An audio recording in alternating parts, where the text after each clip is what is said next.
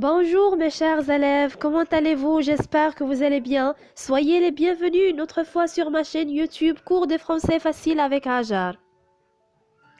On se retrouve aujourd'hui pour une nouvelle séance de français destinée aux élèves de la 3e année collégiale ayant le manuel Passerelle.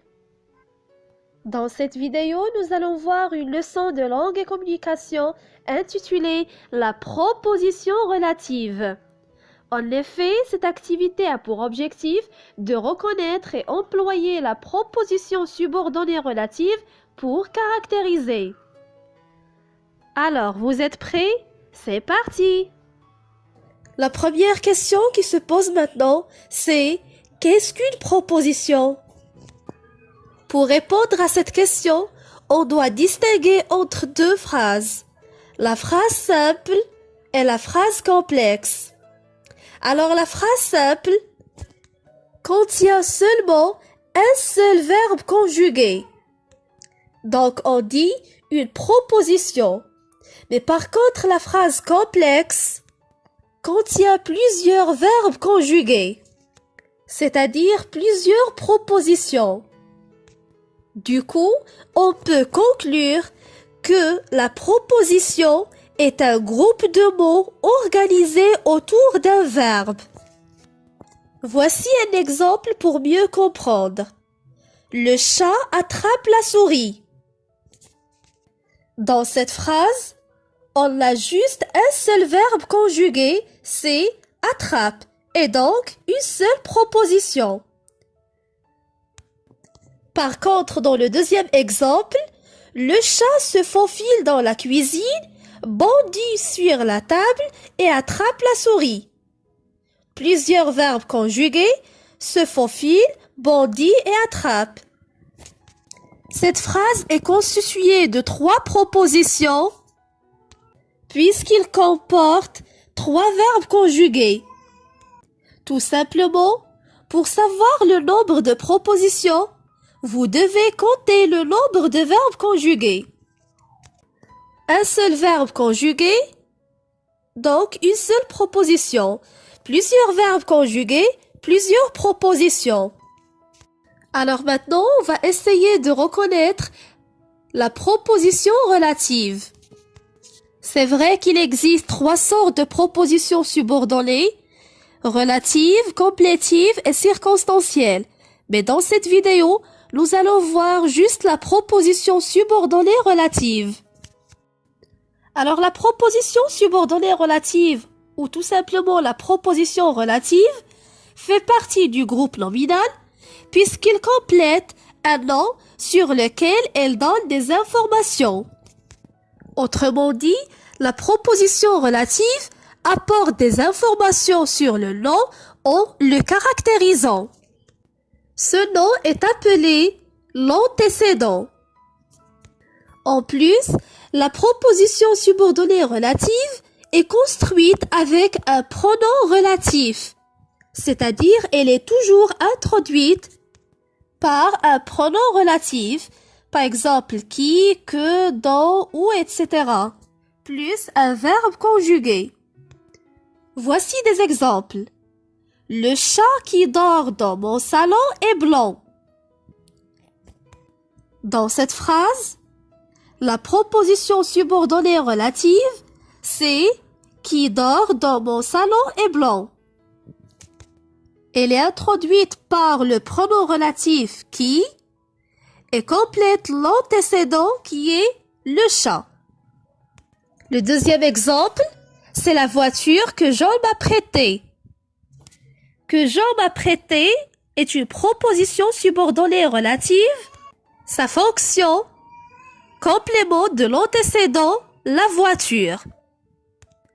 Cette proposition relative est introduite par le pronom relatif que. Troisième exemple. L'école dont tu m'as parlé est très grande. La proposition subordonnée relative, c'est dont tu m'as parlé est très grande. Sa fonction, complément de l'antécédent, l'école. Elle est introduite par le pronom relatif dont. Et finalement, le dernier exemple, la maison où j'ai habité a brûlé. où j'ai habité est une proposition subordonnée relative introduite par le pronom relatif où, complément de l'antécédent la maison.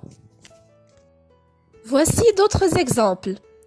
Anna remplit le panier avec les prunes que mon père ramasse. Que mon père ramasse est une proposition subordonnée relative introduite par le pronom relatif que. Elle complète l'antécédent les prunes. Je tiens à vous signaler, mes chers élèves, que la première partie s'appelle la proposition principale. Elle est essentielle. Voici un autre exemple. Le camping où je vais en vacances est génial. Où je vais en vacances est une proposition subordonnée relative introduite par le pronom relatif où. Elle complète l'antécédent camping. J'espère maintenant que vous êtes capable d'identifier la proposition subordonnée relative ainsi que les pronoms relatifs. Maintenant, prenez vos livrets, la page 130. Je lis le dialogue. Allô, monsieur? Oui, Graille. Pourriez-vous venir à Cambry? Que s'est-il passé? On a trouvé une autre personne morte. Le meurtre a eu lieu vers 20h30. La victime est un jeune homme d'une quarantaine d'années dont le visage est très pâle. Où exactement? Juste près du cimetière où nous avons découvert le cadavre de la vieille femme la semaine dernière. Avons-nous des témoins? Oui, une vieille dame qui promenait son chien près de la scène du crime, mais elle n'a pas pu faire le portrait du suspect. Elle a juste aperçu une silhouette assez fine. Bon, voilà encore un second mystère que nous devons démêler. Il faut que nous démasquions le criminel. Graille, est-ce que la victime est mariée? Oui, monsieur, il a une femme qui s'appelle Fernande. L'avez-vous questionnée? Oui, elle est en ce moment en état de choc. Ok, continuez l'enquête et faites-moi part d'éventuelles nouvelles. J'arrive dans une demi-heure. Ok, je vous tiendrai au courant. Au revoir, inspecteur. À tout à l'heure, agent Graille. On passe aux questions de compréhension. La première question, quel est le genre de ce document? Tout simplement, il s'agit d'un dialogue. La deuxième question, qui parle? C'est Graille qui parle. À qui? À Justin. De quoi? D'un crime ou plutôt d'un meurtre. La troisième question, pour décrire, on a utilisé les propositions suivantes. Alors, dans la première colonne, on doit trouver l'antécédent, c'est-à-dire le nom. Et dans la deuxième colonne, on doit identifier les propositions subordonnées relatives. Commençons d'abord par la première proposition subordonnée relative, dont le visage est très pâle. Cette proposition complète l'antécédent, la victime, on peut dire aussi le jeune homme. 2. L'antécédent, c'est cimetière. La proposition subordonnée relative utilisée, c'est où nous avons découvert le cadavre de la vieille femme. La troisième proposition, que nous devons démêler. Elle complète l'antécédent, un second mystère. Et finalement, une femme, la proposition subordonnée relative utilisée, qui s'appelle Fernande. La quatrième question, entoure dans le texte les pronoms relatifs simples qui introduisent les propositions. Premièrement, on a le pronom relatif dans, ensuite où, après le pronom relatif que, et finalement qui. Alors, dans, où, que et qui sont tous des pronoms relatifs simples qui introduisent les propositions subordonnées relatives. La cinquième question, classe-les dans le tableau suivant. Autrement dit, on va essayer d'identifier la fonction de ces pronoms relatifs. Alors, qui remplace un sujet qui est la victime ou le jeune homme? Le pronom relatif où remplace un complément circonstanciel de lieu, cimetière. Que remplace un complément d'objet direct. Et finalement, le pronom relatif dont remplace un complément de nom ou un complément d'objet indirect. Je retiens. Complète par antécédent, CCL, un pronom relatif, sujet, COI et COD. Alors la proposition subordonnée relative est introduite par un pronom relatif qui remplace un sujet, que remplace un COD,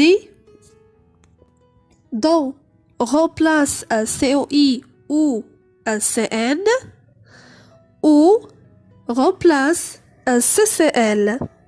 Elle complète un nom appelé antécédent. Elle apporte des informations sur ce nom en le caractérisant, c'est-à-dire en lui donnant une caractéristique précise qu'on ferait à l'adjectif qualificatif. On passe maintenant à l'exercice d'application. Je m'entraîne, la page 131. La première question. Souligne dans les phrases suivantes la proposition relative et entoure le pronom relatif.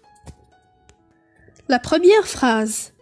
Cet homme qui était seul dans la nuit passait comme un loup entre les blocs. Alors la proposition relative, c'est qui était seul dans la nuit passait comme un loup entre les blocs. Cette proposition est introduite par le pronom relatif qui. La deuxième phrase, elle avait un visage dont le sourire était orgueilleux et naïf. La proposition subordonnée relative, c'est dont le sourire était orgueilleux et naïf. Cette proposition est introduite par le pronom relatif dont. La troisième phrase, vous vous rappelez de cette femme dont la mort était énigmatique. La proposition subordonnée relative dont la mort était énigmatique. Elle est introduite par le pronom relatif dont. La quatrième phrase, le détective ne découvrit rien à propos de l'arme dont la provenance demeura mystérieuse. La proposition subordonnée relative qu'on doit souligner, c'est dont la provenance demeura mystérieuse. Cette proposition est introduite par le pronom relatif dont. La deuxième question. Relie les deux propositions par le pronom relatif simple qui convient. La première phrase, on peut dire la victime qui était horriblement assassinée était absorbée par le brouillard. La deuxième phrase, lors de l'interrogatoire que menait l'inspecteur Laurent, M. Cole avoua la présence d'un complice. La dernière phrase, le commissaire Maigret qui mène l'enquête finira par trouver la solution à l'énigme. Je développe et je réinvestis. Nous avons un ensemble d'énoncés et des situations. C'est à vous de trouver l'énoncé ou la situation adéquate. Le premier énoncé. Nous nous confrontons à une affaire qui est très compliquée. Dans la situation, on peut dire un détective parle d'une enquête cruelle, c'est-à-dire difficile, dont il n'a pas trouvé solution. Le deuxième énoncé. C'est l'homme qui a une balafre sur la joue droite qui a attaqué la vieille dame. La situation. Un témoin fait la description du suspect qui a attaqué la dame. 3. La situation. Au commissariat, un témoin fait le portrait d'un suspect. Dans l'énoncé, on peut dire le suspect qui a commis ce crime avait une silhouette athlétique.